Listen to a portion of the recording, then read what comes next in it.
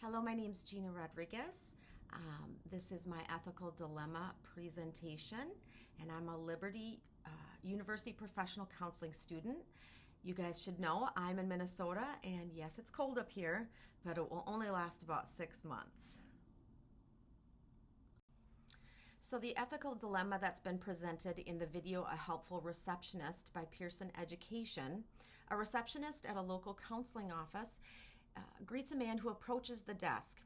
This man requests that the receptionist give his wife a message. The receptionist responds affirmatively that she can do that, and the man lists several things to relay to the wife. The receptionist says she will relay the message. When the wife exits a few minutes later, or seconds, and goes up to the reception desk to check out from her appointment, the receptionist relays the message, and the wife is distressed. She states that she's in a contentious divorce and she did not want her husband to know that she was in professional counseling. To which the receptionist responds, well, I just gave him the message. The main problem that I see in this situation is that my receptionist has breached patient confidentiality by allowing the alleged husband to know that his wife was in a therapy session. As the receptionist reports that the man left just 30 seconds ago, I truly believe a secondary problem is the safety and welfare of the client and her children. So the police should be called immediately. I don't know if the husband is her spouse indeed. I never saw him. Is he a disgruntled employee, a private investigator hired by the husband in these divorce proceedings, or worse, someone with criminal intent such as a stalker? I have violated just by the fact that my receptionist violated beneficence in that I did not have my client's best interest at heart and I did not prevent harm. Also, a legal issue is that because my receptionist was not properly trained and she went against confidentiality for this client, it's very possible legally that my client could sue me for malpractice because of a confidentiality breach. And professionally, my employees need better training. I lead in the office, and I have not done a good job in making sure that they have what they need in these situations and to understand the American Counseling Association, not only the ethical rules, but also what are the absolute minimum that they should be doing to protect my clients. According to the American Counseling Association 2014 Code of Ethics, B.1.C, which states that the burden to protect the client information is on the counselor, and that I may not share any information without my client's consent. Now, I may have done my part with my client by carefully explaining how her records would be handled, both verbally and in writing, and the therapeutic relationship may have demonstrated this belief to my client. But where I failed, according to the American Counseling Association standard B.3.A, was a failure to uphold my client's privacy and confidentiality. It was also a failure to properly train my staff. So under the state codes, laws, and federal and mental health laws, it states in Minnesota, according to the Minnesota Rules Statute 2150.7515, under protecting the privacy of my clients, subsection 6, in accordance with limited access to client records, it says that regardless of their format, access to client records shall be limited only to the provider with whom the client has a professional relationship, an individual associated with the agency or facility whose duties requires access, or individuals authorized to have access by the written informed consent of the client. Now, by sharing confidential information with the alleged spouse, my receptionist was violating Minnesota state statutes for client privacy protection.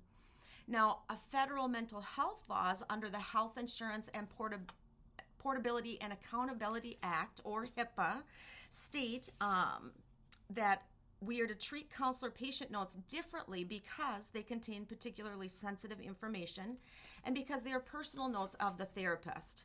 Now, this receptionist revealed only that the wife had been in counseling at this clinic. The spouse had access because he was already in the clinic to the clinic's name, time for the appointment, and possibly indicates that a HIPAA violation has taken place. Now, according to the American Counseling Association's Guide to Ethical Decision Making, the top moral issue in this particular scenario is the failure to take measures to protect the client, known as beneficence, or preventing harm, which was not fulfilled. Now, according to Williams in the 2019 Journal of Human Services, ignorance is not a defense.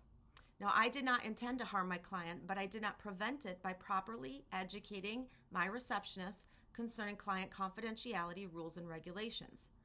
In the text, Counseling Principles and Christian Beliefs, Daniel states that promoting the client's good goes beyond what they sit with when they sit with me for an hour. I am to see them in the context of their place in the world and do everything I can to advocate for them. Now, if I failed to do that when I did not consider how a breach of confidentiality would change her world and make her life worse, instead of helping her reclaim her life. Now, two respected counselors in Minnesota who would provide valuable consultation are Elizabeth Silke, counselor, and Tim Rudin, counselor. Now, I have known both counselors by reputation and through mutual acquaintances. I worked at a large church and referred several clients to both of the above counselors when it was determined that these congregants needed professional counseling, which was a higher level than the pastoral counseling that I was participating with them in for 1 to 2 sessions. Now, both of these professional counselors also have private practices and would provide valuable insight into current standards and practices for my office. I will also consult the American Counseling Association of Ethical Codes further and the Minnesota Counseling Association for current interpretations of Minnesota state rules and regulations concerning client confidentiality. So for potential courses of action, number one, I need to notify the authorities. The police should be called. They should clear the building. I don't know who this person is, and I didn't see them, so my receptionist will need to participate in an investigation. Number two, consult with other professional counselors. That may be a resource at some point because they may have gone through something similar and could help me sort out some of these details. Number three, I need to consult with an attorney. According to our text, Ethical, Legal, and Professional Issues in Counseling by Remley Jr., in 2020, he states that I would need to consult with an attorney to understand what I may face if the client brings legal charges. That would be really important. Number four, I may have to fire my receptionist. According to Williams in the Journal of Human Services in 2019, understanding the complexity of confidentiality combined with the individualized nature of counseling requires that I need to be aware of my own conscious and unconscious considerations. Now, I need to see if the receptionist is even willing or able to retrain. If she doesn't have the capacity, I may still need to fire her. I need to call the client. My actions and that of my employee have harmed the client. Beneficence compels me to see about her welfare and her children, and I believe that's the first step towards possible reconciliation. Now, any existing employees need to be trained on updated policies and the ACA Code of Ethics concerning this situation. I would need to maybe update a manual or try to assist them in that process because we both need training. And lastly, maybe it's the right thing to say no extra people in the office, like family, friends, whatever. If you're not here for counseling, you don't necessarily need to be there. So those are my possible potential courses of action. So for potential consequences of each action, contacting the police, it could compromise my client's privacy further. It may attract the media. It may, unfortunately, it could bring the attention of friends and family to a situation that she didn't want. But ultimately, I believe her safety is a priority and her confidentiality or privacy may have to be sacrificed in this situation to keep her safe. Now, secondly, those multiple consultations could have conflicting solutions. Depending on the depth of the solutions and the breadth of the different options, it might make it more difficult to ultimately decide. Consulting an attorney That could be, it could help with the investigation. That might actually be something that brings peace of mind to my client, for me to know which legal steps to take. So that could be a good thing.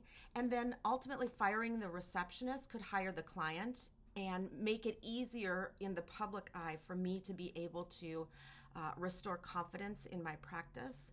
And also that this client, if I can really retain and correct this therapeutic relationship, then possibly it could do less harm to her in the long run. So the actions that I've chosen is, number one, to notify the authorities. This is the right thing to do for my client. At this point, confidentiality has already been breached, and I realize that there are further possibilities of that, but her safety is at risk, so I need to make sure that the authorities are involved. I need to fire my receptionist. This is going to be probably one of the first things that I can do to restore this relationship with my client, if it's even possible, and also for the public at large to have confidence restored in me as a professional counselor. And then I've decided I'm going to go through the really important action of combing through our office policies and making sure that I not only update them, but that they come into up to standard with the American Counseling Association Code of Ethics. So as far as evaluating the course of action that I've taken, does it follow through? Does it, hold up to the test of justice, the test of publicity, or the test of universality? And I do believe the desire to bring in the authorities to help my client does satisfy all three of these. If I have a client's safety that has been compromised either by myself or another situation, I would definitely treat those situations exactly the same. My client now at this point is at further risk for her safety than she is in disclosure of her information. That ship has sailed. So I definitely need to do that. And my behavior in the press, this is the next right step. If it gets reported in the press and I haven't done this, then I come off looking not only unprofessional, but I'm not safe. I'm not using beneficence in the way that it was intended. I'm actually participating with harm instead of making sure that I pass this test of publicity by notifying the police. And as far as the test of universality, would I recommend the same course of action? Absolutely, every time. There may be varying degrees of different sorts of action, but yeah, if my client's safety is at risk, then the authorities need to be involved in some way, shape, or form. Now, as far as firing the receptionist, would I treat others the same in this situation? Yes, because her job, although it's my responsibility to bring training up to where it needs to be, she did not understand how important confidentiality was and was easily duped by someone walking in the office. And again, the test of publicity. If somebody found that I didn't get rid of my receptionist and just left her in place when we'd had a serious breach, that would be an issue going forward, and that does not paint my character well or my office in helping people want to come in hurting people if I'm not going to do everything I can to make sure I've rectified the situation. And again, it goes to universality. I think I've stated that I would use the same standard with another counselor at the same time. I would recommend that.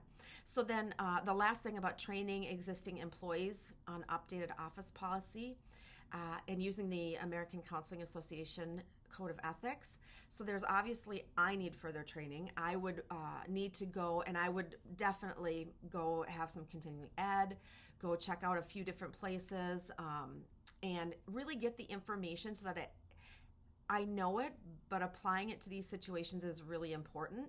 And so yes, then I would be able to, this is going to speak to why I fired the receptionist, because I'm trying to show the staff as well that we actually have to bring the standard up. She was not able to do her job. This is what's required for you to do your job. And if you can't do that, then you have to go too. And again, I think this speaks to having this behavior of mine of training, and I can say very honestly, both to the public, the press, and to another counselor, that I'm doing everything I can to bring standards up and do the right thing by my client. As far as implementation goes, notifying the authority is the beginning of this process. That's why consult with an attorney is right underneath it, because the two are going to go hand in hand. There may be some things legally that I need to do to protect my practice, but also to participate so that my client gets the justice that they need in this particular situation. Implementation of firing the receptionist is actually a two-pronged approach, because I'm going to have to go sit down with that employee and explain why. And then let that person go. But then I'm also going to have to step in and train my existing employees and bring up to speed. Obviously, we have some situations we haven't thought through, and I haven't thought through. So I need to create a standard operating procedure and ask for my employees' input into that. Where are some areas that we're open, we're exposed? We could have security or legal issues, and what should we do to rectify that? That might mean monthly think tanks. That might mean having special speakers in. That would mean that we're going to go over that training for the next year, and every time a new employee comes in, we're going to have them with an existing employee and partner them together so that we make sure that happens. Then I'm going to sit with them one-on-one and make sure that they can actually answer questions and work through these processes together, and I don't have to worry about security or confidentiality or privacy issues anymore.